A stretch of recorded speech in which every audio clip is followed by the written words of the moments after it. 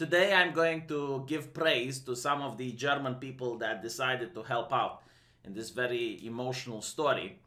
And I know a lot of you might be bewildered because there is this misconception that I do not like the German people. Because I have made a couple of videos criticizing the German government. The normal person would assume that I do not like the German government, which is true, based on their politics. As a bonus, I also don't like most German philosophers. For example, I do not like Karl Marx, and I do not like that guy which wrote the famous book, My Struggle. You know, like, but the German people as a whole, I have nothing against them. In fact, some of my best friends are German. There, I shifted 6 mana, I said it, therefore I win. But let's talk about the matter at hand. Now, when you think about my country, when you think about Romania, probably large amounts of wealth are the last thing that goes through your mind. But in reality, Romania is like two nations. You have the city side, and most of the cities are actually doing well. Some of them are quite wealthy. Some cities look quite similar to what you're going to see in the West. But then you have the rural villages, and some rural villages are actually quite poor. Some rural villages still require people to go out in the middle of the winter in the pivy to do their businesses because there's no sewage there. So some villages are actually quite impoverished. We're talking about people that live in houses that haven't been renovated since Ceausescu, that is decades ago. And yeah, they live in quite precarious conditions. They are honorable people. They are really decent folk, hardworking, but because of the conditions that they have, like they're going to have like a little patch of land that they farm for themselves, and maybe sell a little bit extra to the market so that they can buy some clothes and pay for electricity. But that's it. And there is also a level of class disdain between the people from the cities and the people from the rural places, to the point where there's even a Romanian insult to call someone else a peasant. There's like this class distinction. So it's an insult to call someone a peasant. You're an uneducated person. You know, you come to the city, you litter, you make loud noises, you're acting like a peasant. Which is kind of, I think only in my country this insult exists. It's kind of funny because you see people in rural place insult each other by, you know, like, he's a peasant and he calls someone else a peasant. It's like, and then there were like some people trying to PC others. It's like, oh, it's shameful to call someone else a peasant. It's like, well, you know, you need, instead of just tone policing people, why not try to fix the problem at hand? The problem at hand is that there are villages that are impoverished, okay? Make it so that the villages stop being impoverished, and then the insult will disappear. Rather than just keep the villages impoverished, but make sure that people do not use the insult, something that which you're never going to manage to achieve, especially not in this country, to tone police people. But yeah, you get to see this, someone littering and someone else saying, hey, why are you littering? Why are you being such a peasant? Like, can't you just be a normal person and put the litter in the appropriate bin? That to me isn't the big problem. The big problem is that there are actual people that are from the city side, and they look at a person from Vaslui, like in this case, and they judge them for their behavior. I think, yeah, but you know, like, you grew up in a prestigious family, and you went to University of Medicine, and you had access to some of the best teachers the country can offer. And you're judging someone which maybe had an alcoholic parent or two, or the parents left the country to pick asparagus in Germany, and the kids grew up by themselves with no role model. They obviously didn't have access to the same prestigious schools that you did. And more importantly, some of them might not even go to university. So, yeah, I mean, they are going to have a language that's more vulgar. That is what the word means, like the vulgar, from the people, from the folk, as the German would say it. And it's not okay to, you know, like, judge, oh, this guy doesn't articulate the words properly. Oh, look, he did a misspelling or something like that. You know, like, those people probably know a lot more about raising livestock and plowing the land than you do. That doesn't make you dumb, and that doesn't make them smart. It's just like, it's different levels of upbringing, and I can't believe I'm going on a rant right now, because, yeah. But anyway, no, there is a class issue in my country, and usually the people from the rural villages, they're completely forgotten by the government. No one cares. And now it's really visible with the case of the pandemic. Like the government said, we're not shutting down the schools. We are getting kids to learn from home via the internet. Well, this is all nice and good in the city. It's kind of unthinkable in the city for someone not to have at least one smartphone in the house, to have like at least one method to connect to the school from the entire house. In the rural villages, yeah, there are entire families that do not have access to the internet.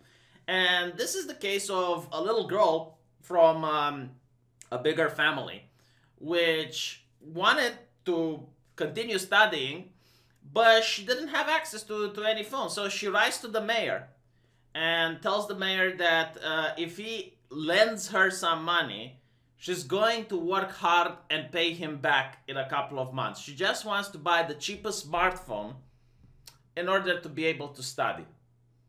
And the story talks about how she went to the mother and told her mom, it's like, oh yes, I wrote to the mayor and asked him for money. And the mother goes like, I swear to God, woman, if you tarnish our prestigious family name.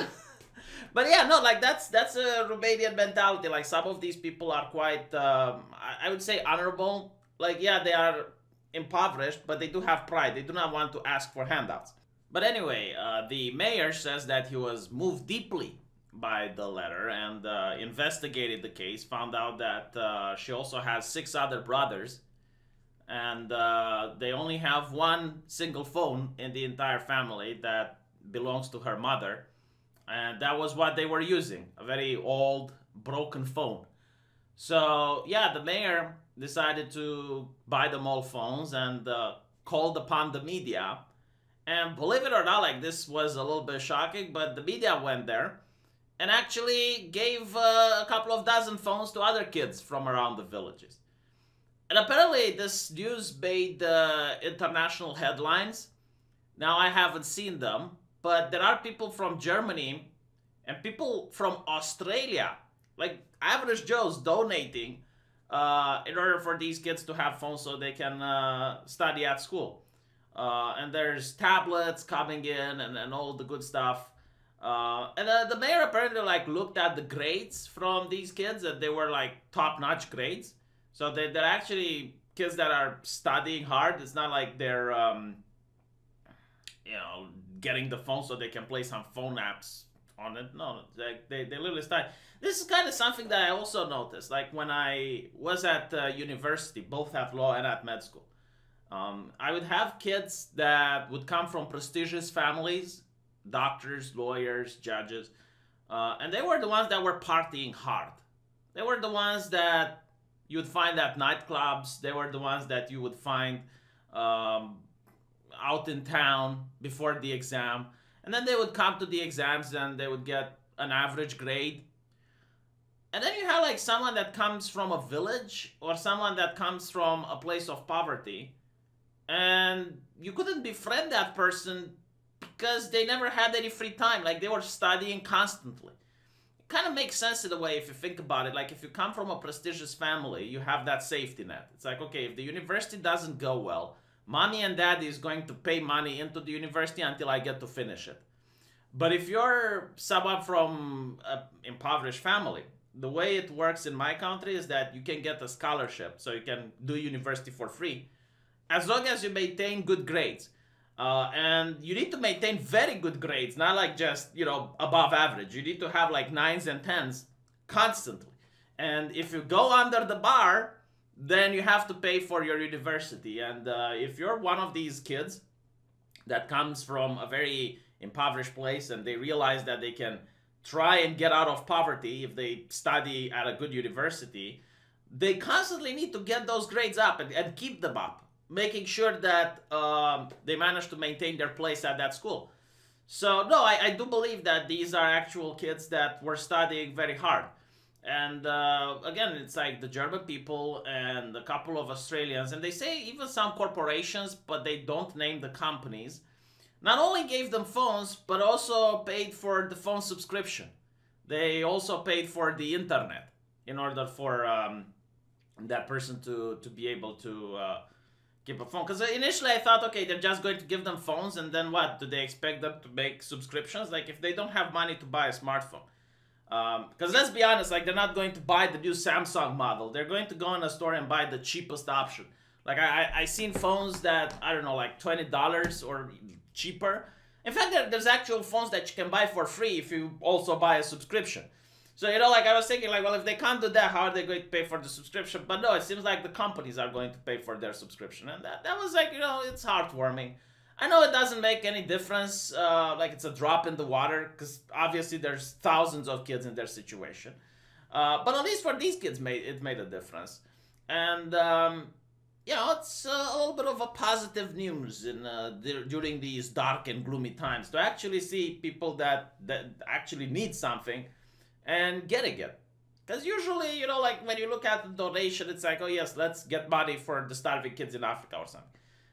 And you give the money to the people, but then it trickles down to bureaucracies, and it trickles down to different expenses and marketing teams and blah, blah, blah, blah, blah. And when finally the food comes to that kid in Africa, it's so little compared to how much it was donated. And I hate to see that. You get blackballed quite fast if you try to work with one of these charities. Or NGOs, and you get blackballed because of the levels of bureaucracy, the amount of papers that need to go through, the amount of taxes and fees, and topic for another video. But yeah, let me know what you think, and again, really nice gesture from the German and the Australian people that I don't know who they are because the article doesn't mention, but if you are aware about a news segment like that in your country, let me know, because I couldn't find it in the international press.